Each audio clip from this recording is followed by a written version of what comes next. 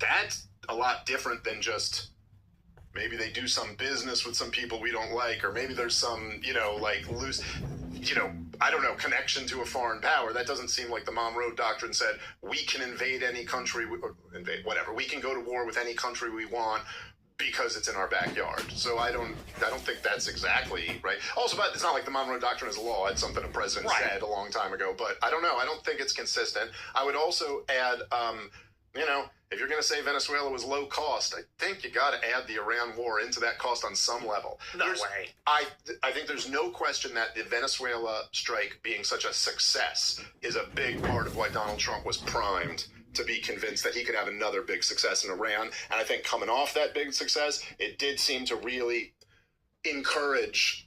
I'm not trying to remove blame from anyone else, but it did seem to encourage him that, like, yeah, you can do this. You can be great. You can be tremendous and awesome with the military.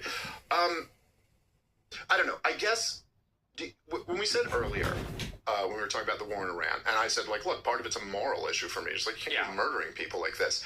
How is it, and I don't like to be the guy, I'm not a Christian. I don't like when non-Christians, like, try to lecture Christians about Christianity or something. So I'm not, like, lecturing.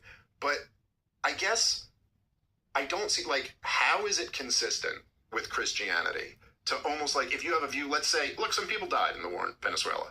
Well, or Cuban bodyguards or something. I don't know. Not that many people died, but some people died.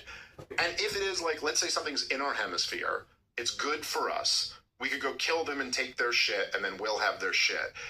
You get my, like, how is that consistent with Christianity? Yeah, well, can we get into the Monroe Doctrine stuff as well? Sure, whatever you want. Yeah. So, as far as the Monroe Doctrine is concerned, if you look at it, it has evolved over time.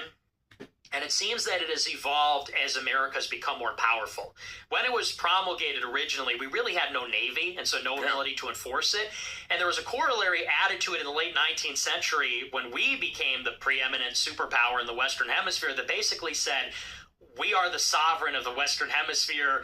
Our edict is the law. Like, whatever we say goes. So it is consistent with that. What's more, Venezuela and Cuba are effectively influence from Russia and China in the same way that a colony from France or Britain would be in the 19th century, because they produce missiles, they have spying posts, it's like intelligence operation, they've got dual-use infrastructure, and so it does actually represent Chinese and Russian influence in our sphere of influence. So I would just say that. As far as the Christian angle is concerned, I don't think it's very clean, because in the era of strategic weapons and intelligence and all the modern technology, it gets a bit convoluted what constitutes national defense, because there's really